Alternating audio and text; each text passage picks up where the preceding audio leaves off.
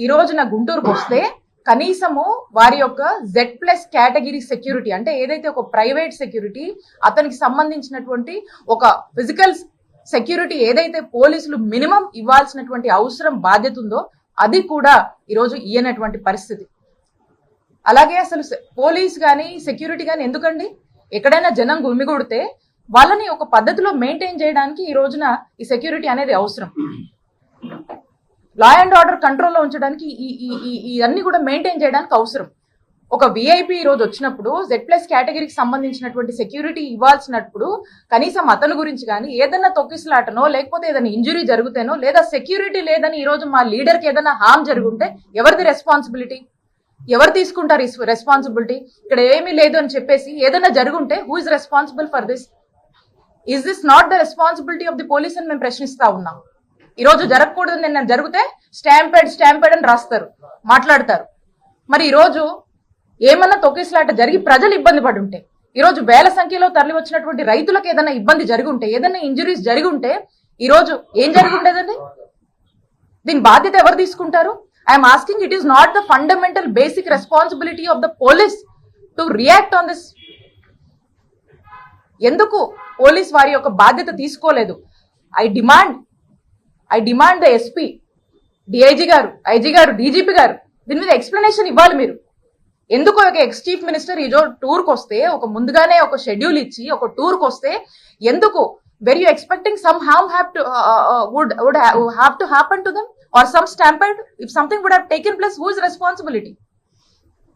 So కాబట్టి నేను అడుగుతా ఉన్నాను, we demand your explanation why they did not provide the security. అలాగనే బందోబస్తు అనేది ఒక అధికార పార్టీకే కాదు కదండి. బందోబస్తు అనేది అన్ని పార్టీస్కి ఇవ్వాలి అకార్డింగ్ టు ద కాన్స్టిట్యూషన్. ఎక్కడైతే జనం వస్తారో, జనం గుమిగుడతారో, వేల సంఖ్యలో జనం వస్తారో వాళ్ళకి ఇవ్వాల్సినటువంటి బాధ్యత ఉంది. ఈరోజు ఆ మినిమం బాధ్యతను కూడా కనీసం వారి యొక్క ఫిజికల్ సంరక్షణ కోసం కూడా, వాళ్ళ యొక్క సెక్యూరిటీ గురించి కూడా ఎందుకు పోలీసులు ఆలోచించలేదు అనే దాని మీద ఒక స్పష్టత ఇవ్వాల్సినటువంటి అవసరం ఉంది. అండ్ అంటా ఉన్నారు ఎన్నికల కోడ్ అని. మీరు చూసినట్టయితే మేము దీనికి లోబడే మా యొక్క కార్యక్రమాన్ని ఈరోజు చేపట్టడం జరిగింది. ఎక్కడా కూడా మేము యాడ్ ప్రెమిసెస్ లో ఎక్కడ మైకులు పెట్టలేదు. మేము ప్రెస్ మీట్ కూడా మీడియా వాళ్ళు అందరూ కూడా వచ్చారు, పొద్దున్న చాలా మంది వచ్చారు ఇక్కడ ఉన్న వాళ్ళు. మీరు అందరు కూడా చూస్తే మీడియా మైక్స్ కూడా అవుట్ ఆఫ్ ది యాడ్, అంటే బయట మనం ప్లాన్ చేసుకున్నాం, బయట పెట్టడం జరిగింది. మీడియాని కూడా జగన్మోహన్ రెడ్డి గారు బయట యాడ్ ప్రెమిసెస్ లో అడ్రస్ చేయడం జరిగింది. ఎక్కడ కూడా వైలేషన్ లేదు. అండ్ మోర్ ఓవర్ మీ అందరికి కూడా తెలుసు, ఇక్కడ వైఎస్ఆర్ కాంగ్రెస్ పార్టీ ఈ ఎన్నికలకు దూరంగా ఉంది. We're not participating in this election. So మేము క్లియర్ గా చెప్పాం, ఎక్కడ మా వంతు ప్రచారం కూడా లేదు, ఏమి కూడా లేదు. అయినా కూడా ఈరోజు మా మాజీ ముఖ్యమంత్రి గారు జగన్మోహన్ రెడ్డి గారు టూర్కు వస్తే మరి ఇంత అలసత్వం వహించినటువంటి పోలీసుల విషయంలో ఖచ్చితంగా మేము దీన్ని న్యాయ పోరాటం చేస్తాము. దీని న్యాయస్థానాన్ని కూడా మేము ఫ్యూచర్ లో మేము ఖచ్చితంగా ఆశ్రయిస్తాము. దీనికి ఎక్స్ప్లెనేషన్ ఇవ్వాల్సినటువంటి బాధ్యత ఈ అధికార పార్టీకి సంబంధించినటువంటి, కుటుంబ ప్రభుత్వానికి ఉన్నటువంటి హైయర్ అఫీషియల్స్ ఎవరైతే ఉన్నారో పోలీస్ వారికి మేము డిమాండ్ చేస్తున్నామో మీరు ఖచ్చితంగా దీన్ని ఎక్స్ప్లెనేషన్ ఇవ్వాల్సినటువంటి బాధ్యత మీ మీద ఉంది. నువ్వు చేసిన దురాగతాలు మర్చిపోయావా జగన్మోహన్ రెడ్డి? ఆఖరికి ఇదే పోలీసులను అడ్డం పెట్టుకుని బూటుకాలతో తన్నించి, కడుపుల్లో తన్నించి ఆడబిడ్డ తాలూకా శోకమే ఈరోజు నీకు శాపమై తగలలేదా? ఈరోజు 11కు దిగజారేవంటే ఈరోజు నువ్వు మాట్లాడుతున్నావు. మేము ఏ రోజు నీ ఇంటి గేటుకి తాడులు కట్టలేదే, ఏ రోజు నువ్వు బయటికి వెళ్తానంటే రిస్ట్రిక్షన్స్ పెట్టలేదే, నీ ఆఫీస్ మీద ఎవరు కూడా దాడి చేయలేదే. డీజీపీ ఆఫీస్ పక్కన కరెక్ట్గా ఇంచుమించు ఒక 1/4 కిలోమీటర్ కూడా 200 మీటర్ 300 మీటర్లు ఉన్న ప్లేస్ నుంచి కూడా కట్టి కొడితే కిలోమీటర్ కూడా ఉండదు తెలుగుదేశం పార్టీ ఆఫీస్. డీజీపీ లోపలే ఉంటాడు, బయట ఏమో తెలుగుదేశం పార్టీ ఆఫీస్ మీద దాడి జరిగింది. తెలుగుదేశం పార్టీ ఆఫీస్ మీద దాడి జరిగినట్టుగా నీ ఆఫీసుల మీద ఎక్కడైనా 5 నెలల కాలంలో దాడులు జరిగినాయా? చంద్రబాబు నాయుడు గారు బయటికి వెళ్తే చలో ఆత్మకూరు అని చెప్పేసి ఆ రోజు నినాదం ఇస్తే ఇంటికి వచ్చి తాడులు కట్టిన పరిస్థితి నువ్వు మర్చిపోయావు, తాడులు కట్టించిన పరిస్థితి నువ్వు మర్చిపోయావా?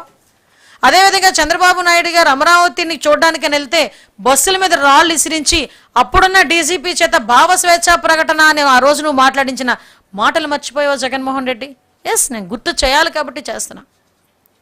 అదే కాకుండా ఆ రోజుల్లోని చంద్రబాబు నాయుడు గారిని తిరుపతి ఎయిర్పోర్ట్లోనే అరెస్ట్ చేసిన పరిస్థితి, మాకు లాంటి చాలా మంది లీడర్ని నిన్ను క్వశ్చన్ చేసినందుకు హౌస్ అరెస్ట్ చేసిన పరిస్థితి ఎంత దిగజారిపోయిందంటే ఆ రోజు ప్రజాస్వామ్యం కూని అంటే ఏంటో చెప్పనా జగన్మోహన్ రెడ్డి? నీ పర్యటనలకి పరదాలు కట్టుకొని చెట్టులు కొట్టుకొని మా లీడర్లు ఎవరిని బయటికి రానివ్వకుండా హౌస్ అరెస్టులు చేసి కనీసం నీ సభలకి నల్ల చున్నీ వేసుకుని వస్తేనే కూడా పక్కన పెట్టేసే పరిస్థితి. ఈవెన్ పెన్నులు జేబులో పెట్టుకునే పెన్నుల్ని కూడా నువ్వు ఎలా చేయకుండా చేసావు చూడు, అది ప్రజాస్వామ్యాన్ని కూని చేయడం అంటే. ఇప్పుడు మేము చేస్తుంది ప్రజారంజకమైన పరిపాలన. ఈరోజు నువ్వు క్రైమ్ రిపోర్ట్ ప్రకారం చూసుకున్నా కూడా నీ టైంతో పోల్చుకుంటే ఇప్పుడు 28% క్రైమ్ రేట్ తగ్గింది. ఒకసారి అనాలిసిస్ చూసుకో.